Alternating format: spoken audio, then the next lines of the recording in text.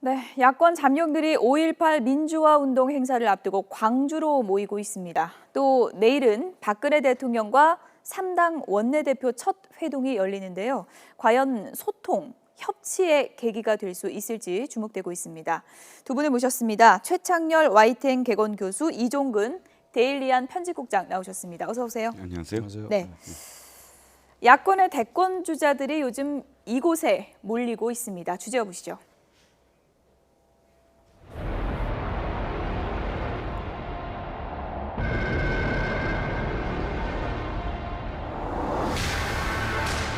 호남 민심이 저를 버린 것인지 더 이렇게 겸하게 노력하면서 기다리겠습니다. 민주주의, 인권, 대동 사상이라는 광주 정신이 어느 때보다 더 필요한 시대가 아닌가.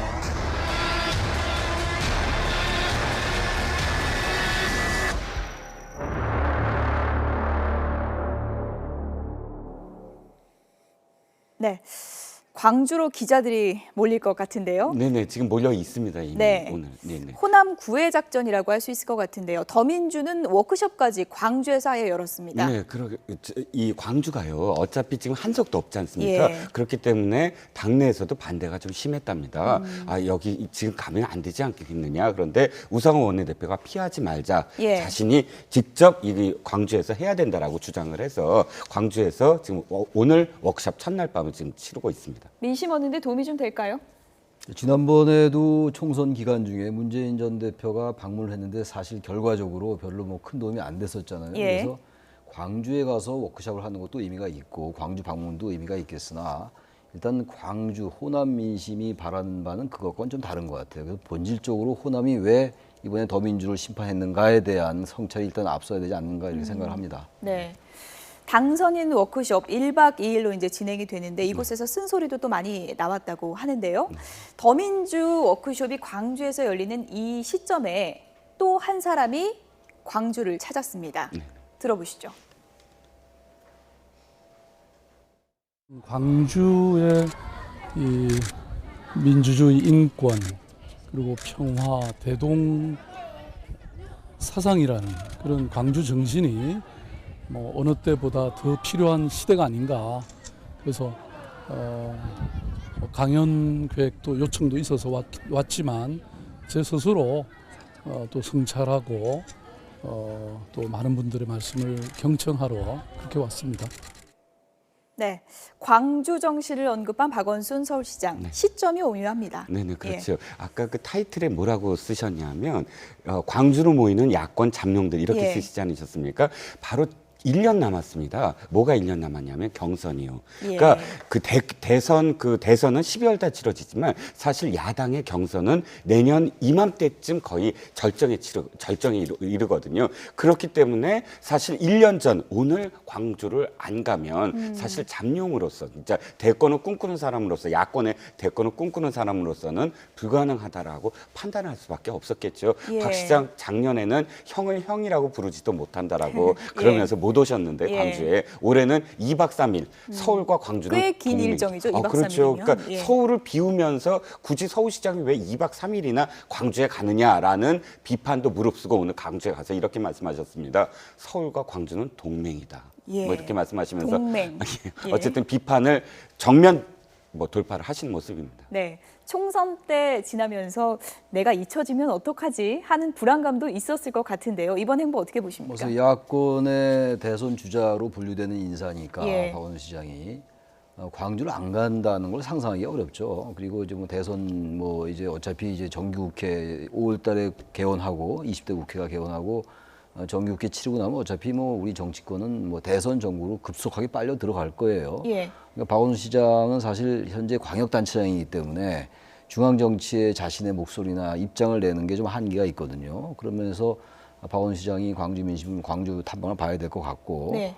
뭐 어차피 정치적으로 해석할 수밖에 없는 것이고, 근데 앞서 말씀하신 것처럼 서울시장이 이렇게 2박 3일씩 가는 건 대단히 이례적이에요. 그리고 광주라는 정신이 5월 민주항쟁이라는 게 야권 주자들에게는 뭐 여권에게도 마찬가지긴 하겠습니다만 대단히 중요한 의미가 있는 거다 이렇게 해석을 해야 될 것 같아요. 네.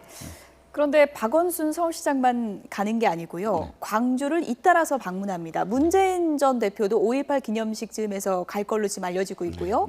안철수 국민의당 대표도 간다고 하고요. 한 곳에서 모이겠네요. 이렇게 되면. 그렇죠. 예. 이제 다음 주가 되겠죠. 5.18 그 기념식 예. 추도하는 기념식에 사실상 그 두 분, 여기서 언급하신 두 분은 지금은 사실 손학규 고문 같은 경우는 현실 예. 정치인이 아니지 않습니까? 은퇴하셨고 또 문재인 대표는 양산에 이제 집거하시겠다라고 공식적으로 말씀하셨음에도 불구하고 예. 5.18이라는 아까 교수님께서 말씀하셨지만 5.18이라는 무게가 야권에 갖고 있는 야권이 안아야 될 굉장히 큰 어떤 상징적인 사건 아니겠습니까? 네. 사실 호남이 지지하지 않는 야권 대권 후보라는 건 존재하지도 않을 뿐더러 또 한 가지는 호남만 지지해서도 사실 야권 대권 후보가 될 수 없지 않겠습니까? 예. 그렇기 때문에 지금 호남의 5.18, 그러니까 아까도 말씀드렸지만 경선 바로 1년 전인 이 즈음에서의 5.18이라는 행사는 대권을 꿈꾸는 야권 후보들한테는 큰 행사일 수밖에 없는 이렇게 것이죠. 행사에서 만나는 모습도 좀 연출이 될까요? 당연히 예. 이제 이 의전에서 의석을 이제 배치를 하겠죠. 네. 야당 대표의 어떤 그 3당이지만 2당이지만 1당 대표도 오지 않겠습니까? 예. 국가기념일이기 때문에 그래서 그리고 전직 대표들도 딱 해서 앞줄에는 현직 대표, 뭐 뒷줄에는 전직 대표 이런 예. 의전의 어떤 자리가 마련될 거라고 생각합니다. 네, 손학규 전 고문도 참석할 걸로 알려지고 있는데요.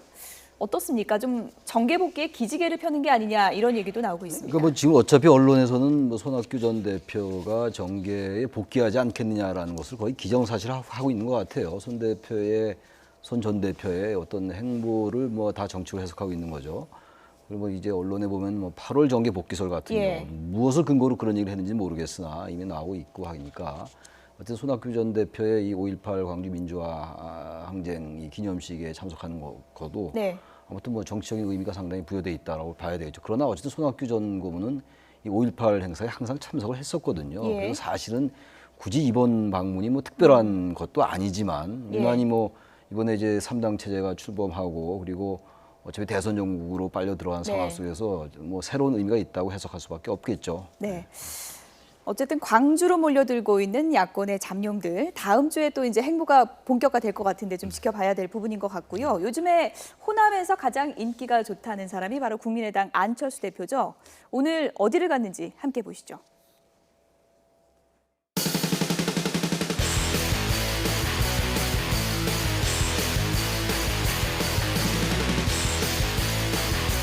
예, 안녕하세요. 안철수입니다. 아드님 군대 보내고 나서 걱정 많이 하셨지요? 군대 와서 살이 쪘습니까? 5kg 늘었어요? 군대가 체질인가 봅니다. 국민의당은 안보를 가장 중요하게 생각하는 정당입니다.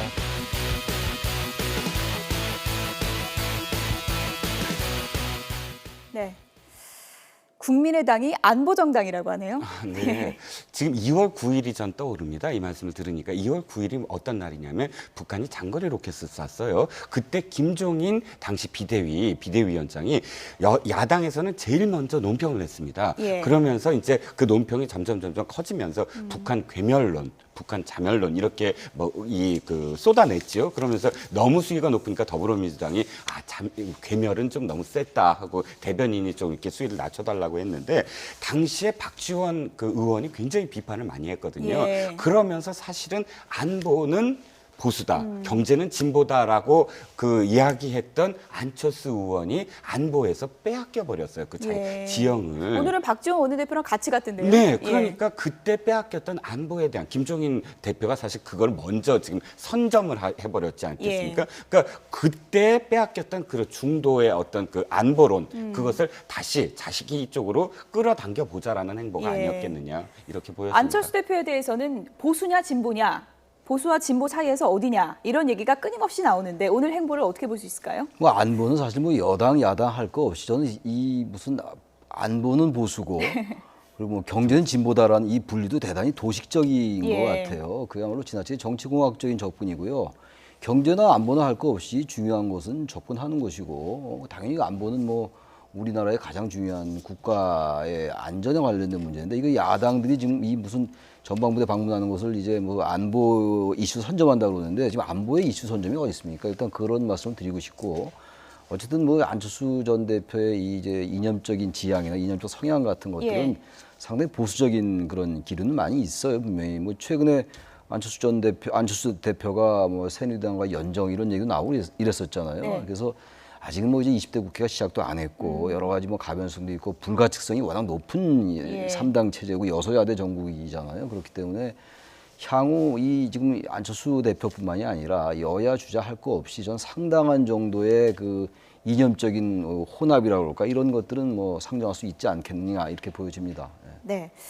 안철수 대표를 포함해서 야권의 이제 대권 후보들의 움직임을 봤는데 야권은 대권 나갈 사람이 너무 많아서 지금 고민인 것 같고요. 새누리당은 누가 나갈지가 참 고민일 텐데요. 새누리당에서 이런 얘기가 나왔습니다. 들어보시죠.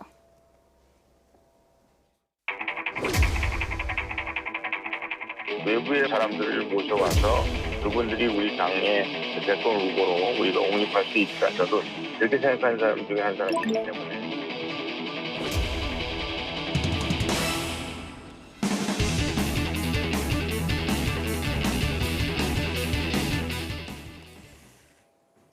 외부 인사 이름 석자는 얘기 안 했지만 누구나 이분을 떠올리죠. 네. 반기문 유엔 사무총장 이달 말에 온다고 해요. 그렇습니다. 홍문종 의원은 일관성이 좀 있네요. 예. 작년인가요? 왜 그 김문성 대표한테 김문성 대표가 당의 대권 주자라고 하지만 우리 당에는 아직도 많다 하면서 또 반기문 사무총장까지도 언급을 했거든요. 근데 이번에 외부 영입 이 얘기는 사실 지금 아주 미묘한 시점에서 얘기를 했단 말씀입니다. 예. 뭐냐면 당권 대권 분리냐 아니면 당권 대권을 함께 하느냐 이런 논쟁을 계속하는데 당권과 대권을 분리하면서 외부에 영입하겠다. 그러니까 당권은 친박이 가져가겠다라는 그런 의미로 해석이 될 예. 수밖에 없거든요. 그러니까 당권은 친박이 가져가는데 대권을 혹시 반기문 총장이라고 한다면 그때 얘기했던 이원 집정부제 예. 얘기도 다시 한번 더 연상이 되고 그 홍문정 의원 아까도 말씀드렸지만 지난번에 했던 말씀과 지금 일맥상통하는 부분이 또 있어요. 그래서 과연 진짜 반기문 총장 이번에 또 5월 말 오시는데 네. 이게 연결되는 어떤 시점에서 말씀을 하신 것인지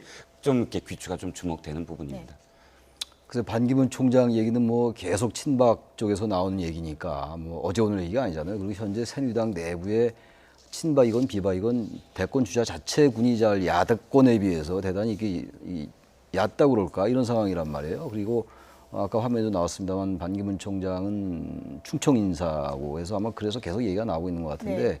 문제 제가 아까 어떤 전반적으로 3당 체제의 가변성 같은 걸 말씀드렸잖아요. 그래서 외부 인사 그리고 관료 출신들이 이 대선 전국에서 대선 레이스에서 성공한 예가 거의 없잖아요. 그래서 계속 얘기는 나오고 있으나 그것이 네. 과연 얼마나 실현 가능성이 있을지는 뭐 네. 상당히 지켜봐야 될 것 같아요. 반기문 유엔 사무총장 방한하면 일정이 어떻게 되는지 저희가 좀 정리를 해봤는데요. 달력으로 좀 표시를 해봤습니다. 25일에 이제 제주 포럼이 있고요. 그리고 이제 다음 날에 G7 정상회의가 있습니다. 일본에서요. 그리고 UN NGO 컨퍼런스도 또 있는데요. 그 사이에 보면요. 28일과 29일이 빕니다. 네네. 이틀이 비는데요. 네네. 저때 어디로 갈 것인지 공식적으로는 이게 궁금했습니다. 고향에 네. 고향이나 서울을 가지 않겠다라고 지금 예. 그 반기문 총장 측에서는 말씀을 하시지만 그러나 이미 한 1, 2개월 전부터 5월 달에 반기문 총장이 충북 음성 고향에 방문할 것이다라는 설이 굉장히 많았거든요. 네. 그리고 일정을 지금 말씀하셨듯이 제주도에 있다가 지금 일본에 갔다가 경주로 돌아오는데 딱 이틀이 빈니다. 예. 이틀에 대해서는 공식적으로 아직 밝히시지 않으셨어요. 그러니까 이땐 혹시나 지금 이 12월 달에 그러니까 사무총장 임기가 끝나기 전에 예. 한국에 왔을 때 한 번이라도 고향에 가는 것을 누가 뭐라고 그러진 않지 않겠습니까? 그러니까 고향에 저때 28일과 29일에 고향에 혹시 방문하시지 않을까? 이건 뭐 계속 지금 설이 나오고 어디를 있는 갈까? 것이죠. 어떤 말을 할까? 이게 그렇죠. 초미의 관심사일 텐데요. 그렇죠. 이번에 뭐 대권 도전과 관련해서 암시하는 발언이 나올 가능성도 좀 있을까요? 전부 다 대개는 다 이번에는 좀 더 진전된 발언을 하실 것이다라고 모두 예. 다 생각을 하고 있습니다. 더군다나 제주 포럼도 사실 굉장히 귀추가 주목되는데 예. 기조연설에서 아마도 그런 정치에 대한 암시가 있지 않으실까 하는 게 지금 대개의 어떤 기대 내지는 바람이죠. 충북 쪽에서는. 저는 반기문 총장이 이번에도 정치에 관련된 발언은 자제할 것 같아요. 예. 지난번에도 계속 이 스탠스 자체가 대선에 출마 안 한다는 얘기를 안 하면서 어쨌든 정치 관련된 질문을 하지 말아달라는 취지로 얘기를 해왔거든요. 예. 아마 그런 기조를 유지할 가능성이 크다. 그 대신 유엔 사무총장 임기를 이제 한 7개월 앞두고 대선에 출마 안 할 테니 정치 관련된 얘기 하지 마시오라는 얘기는 안 할 거예요 아마. 예. 그러나 분명한 것은 대단히 애매모호한 입장으로 그래서 여러 가지로 해석이 가능한 정도의 예. 평소 하던 스탠스 유지하지 않겠냐 이렇게 보여집니다. 네.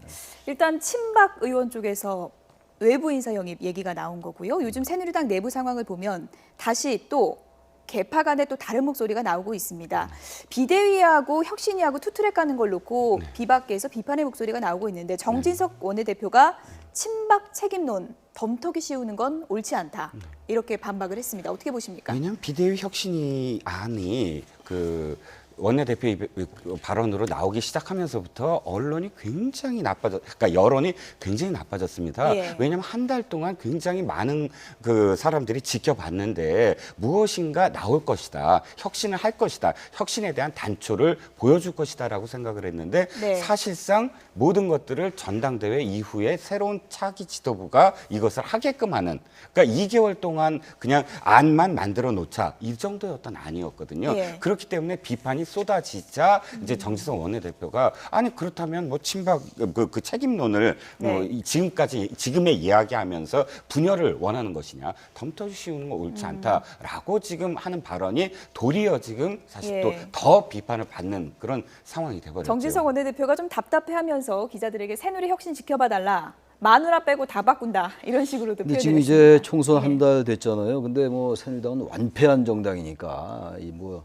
여서야대를 떠나서 집권당이 제2당으로 전락한 상황이란 말이죠. 그런데 지금 관리는 비대위에서 하고 전당대회 관리를, 그리고 혁신은 새로운 혁신위원회가 한다라는 것 자체가 상당히 친박 쪽의 견해가 수용된 거로 봐야 예. 되거든요. 그리고 정진석 원내대표도 뭐 분류할 때는 뭐 범친박이라고 합니다만 친박 중에 색채가 대단히 강한 인사거든요. 그래서 지금 뭐 당내에서도 여러 얘기가 나오고 있습니다만 저는 새누리당이 지금 이렇게 아주 뭐 형식적으로 이원적 구조로 가면서 이른바 투트랙으로 가고 비대위와 혁신으로 간다고 합니다만 저는 혁신위에서 별로 그렇게 혁신할 게 별로 없을 것 같다는 생각이 들어요. 예. 2014년도에도 김문수 전 도지사가 했던 그 이른바 보수혁신특별위원회 거기서 나온 게 별로 없어요. 그때 뭐 국민공천 상향식 공천 한다고 그랬으나 뭐 전혀 실현되지 않았고 예.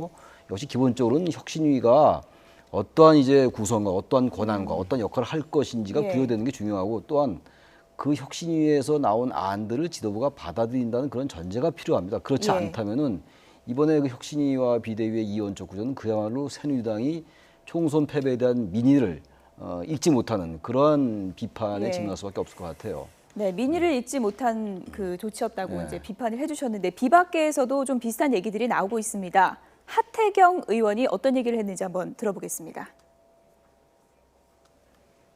그 이야기 듣고 굉장히 좀 절망감을 느꼈습니다. 우리 당이 과연 변화를 할 수 있는 당이냐. 사실 총선 끝나고 국민들은 새누리당의 어떤 파격적인 변화, 혁신 이런 걸 보고 싶어 합니다.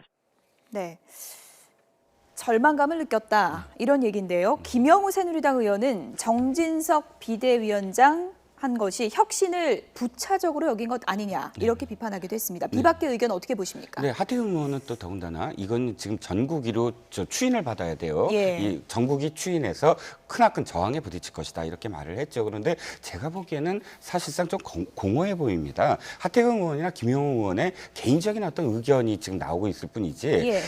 제가 이해가 안 가는 게 처음에는 이 당선자 총회를 했을 때 혁신형 비대위의 목소리가 굉장히 높았거든요. 다 발언도 많이 하고 예. 그런데 설문조사에서 70% 이상이 지금 비대위 혁신이 불리한이 뭐 많이 나왔다고 하고 정진석 원내대표가 그것을 이렇게 밀어붙였는데 그럼에도 불구하고 좀 더 비박계의 어떤 구심점이 있어서 세력화, 그 비박계의 세력이 나서서 이건 안 된다라고 저항하는 모습이 전혀 없었거든요. 예. 그러니까 혁신 모임이 시작됐다가 와야 되는 것처럼 이것이 좀 더 조직적으로 큰 목소리로 향하는 어떤 그런 단초가 안 보이고 예. 그저 한두 의원이 이걸 아니다라고 이야기하는 선에서 그치는 모습 네. 그렇게 보여져서 사실상 새누리당이 남들이 걱정하는 것이 아니라 스스로 예. 이것을 바꿔야 된다. 그게 지금 안타까운 것이죠. 네, 일단 뭐 혁신위원장이 어떻게 결정이 될지 그 부분부터 좀 지켜봐야 될 부분인 것 같고요. 내일은 이제 박근혜 대통령이 소통 행보를 본격적으로 이제 하겠다고 하면서 내일 3당 원내대표와 이제 회동을 하게 되는데 오늘 하루 앞서서 현기한 정무수석이 사전 소통 행보를 했습니다. 어떻게 보십니까?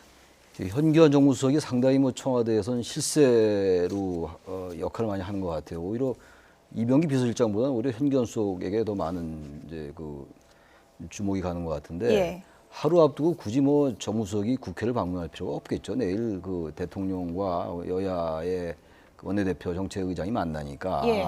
그것은 뭐 사전 조율하고 이런 상황이 아니잖아요. 그리고 어젠가요, 그저께인가 3당 원내대표들 만나서도 뭐 이제 내일 모임에 대한 별로 의제 조율이 없었거든요. 예. 그래서 현기환 수석의 이 국회 방문 자체를 뭐 폄하하거나 비판할 네. 이유는 없겠습니다만 어쨌든 그것이 대통령과의 만나기 전에 뭔가 국회에 뭔가 이 나름의 무슨 뭐 이 군기잡기라는 표현은 뭐 어색하지만 예. 뭐 그렇게 해석할 여지도 좀 있는 것 같아요. 그래서 썩 저는 그렇게 좋은 행보는 아니었던 것 같아요. 오히려. 네, 어떻게 보십니까? 근데 정하시더라도 사실 야당 원내대표를 먼저 만났으면 조금 더 모양새가 좋지 않았을까. 왜냐하면 소통을 하는 모습이라는 게 어차피 지금 야당과의 소통이 좀 부족했다. 이게 예. 비판이 많았기 때문에 의제 조율이 아니라면 먼저 야당 원내대표들을 만나서 아 지금 우리 쪽에서는 이러이러한 예. 어떤 그런 그 이야기를 할 예정이다. 뭐 이런 그런 모습이 더 낫지 예. 않았을까 싶은데 여당 원내대표를 만나서 먼저 만나갖고 아무 얘기도 없이 그냥 이렇게 헤어졌거든요. 그래서 조금 부적절했다 모습이. 네. 모양새는 좀 부적절하지 않았나 모양새는 싶습니다. 왜 조금 그런 아쉬운 부분이 왜 있다. 그런 말씀이 나오냐면은 정무수석이 국회 방문하는 것 자체가 소통이라고 볼 수가 있는데 기본적으로 꼭 이 사안뿐만이 아니라 예. 이게 청와대의 뭔가 가이드라인 같은 것으로 해석될 수 있는 여지가 있다라는 거예요. 그렇기 때문에 제가 아까 썩 적절치 못했다라고 얘기를 했던 거거든요. 네.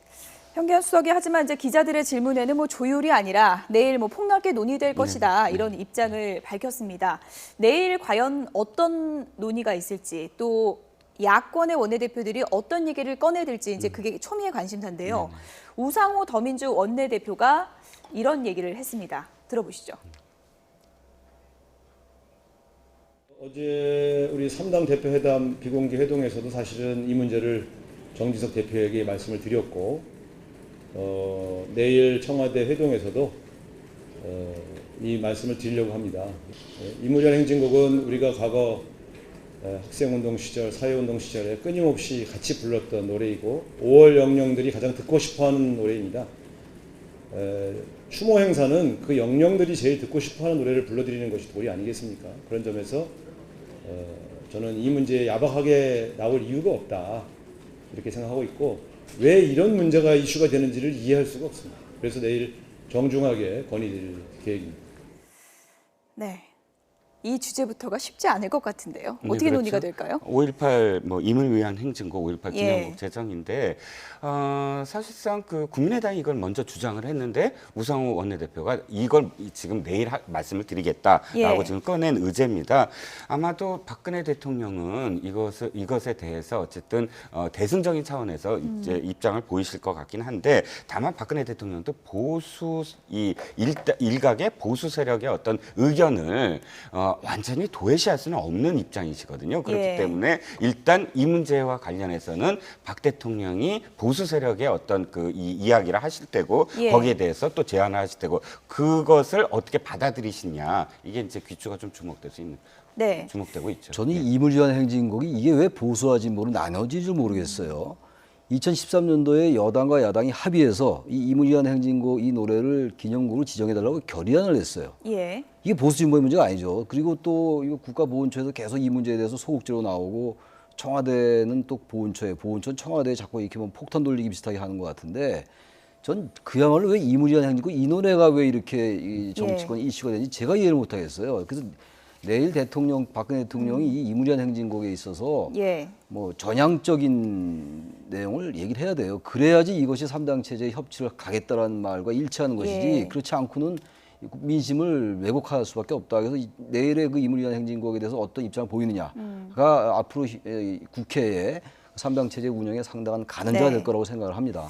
그런데 이제 여권에서도 입장이 좀 엇갈리는 부분이 있고요. 네. 김무성 전 대표는 지난해 이 5.18 행사에 참석을 해서 이 노래를 또 직접 불렀죠. 네네. 김무성 예. 대표도 불렀고 정의학 국회의장도 불렀던 걸 기억합니다. 예. 최경환 부총리만 정부 입장에서 참석했는데 최경환 부총리가 노래를 부르지 않았고요. 네. 입을 다물었고. 같이 이렇게 서 있었는데 김무성 전 대표는 노래를 이제 불렀고 그 최경환 의원은 부르지 않은 정의학 건가요? 국회의장도 노래를 불렀죠. 예. 지금 저도 교수님 말씀에는 동의합니다. 이것이 예. 사실 계속 불려왔다가 이명박 정부 때부터 사실상 합창으로 이제 다시 바뀌었거든요. 그렇기 때문에 그 이전의 전례가 또 있었고요. 전례가 없었다면 또 모를까. 예. 그렇다면 다시 원상 복구되는 것이지 새롭게 제정되는 건 아니거든요. 네. 우상호 원내대표 지금 앞서 전해드린 것처럼 임을 위한 행진곡 얘기 내일 하겠다 이렇게 밝혔고요. 국민의당의 박지원 원내대표는 어떤 얘기를 했을까요? 들어보시죠.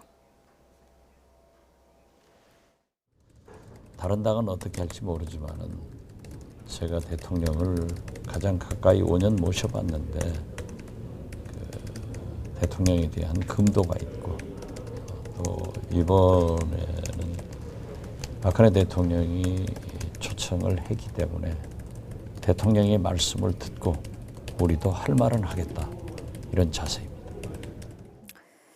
할 말은 하겠다는데요. 어떤 얘기를 할까요? 박지원 원내대표.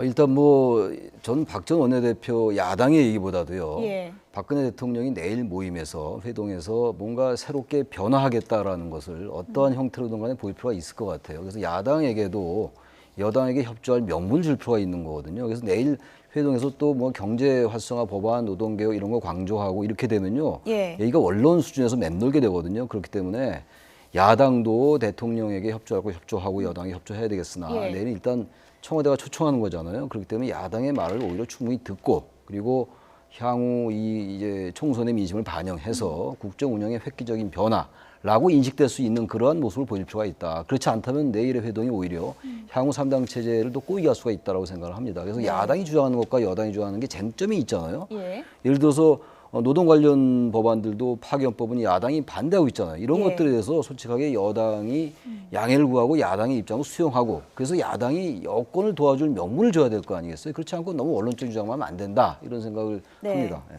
일단 3당 원내 지도부와 박근혜 대통령이 만나는 것 자체가 또 의미가 있을 것 같은데 소통의 물꼬가 트이는 계기가 좀 될 수 있을까요? 네, 저는 충분히 될 수 있다고 봅니다. 예. 왜냐하면 박 대통령이 또 정례화할 수 있다, 긍정 검토하겠다라고 또 말씀을 하셨고 내일 그렇다고 3당 원내대표와 모든 어떤 결정을 볼 수는 없겠지만 네. 그럼에도 불구하고 열려진 모든 사안들을 열려진 어떤 상태로만 남겨둔다면 사실상 또 정례화되는 어떤 모임에서 차근차근 진행될 수 있지 않을까 싶습니다. 네. 여기까지 듣겠습니다. 최창렬 YTN 개건 교수 그리고 이종근 데일리안 편집국장이었습니다. 두 분 고맙습니다. 감사합니다.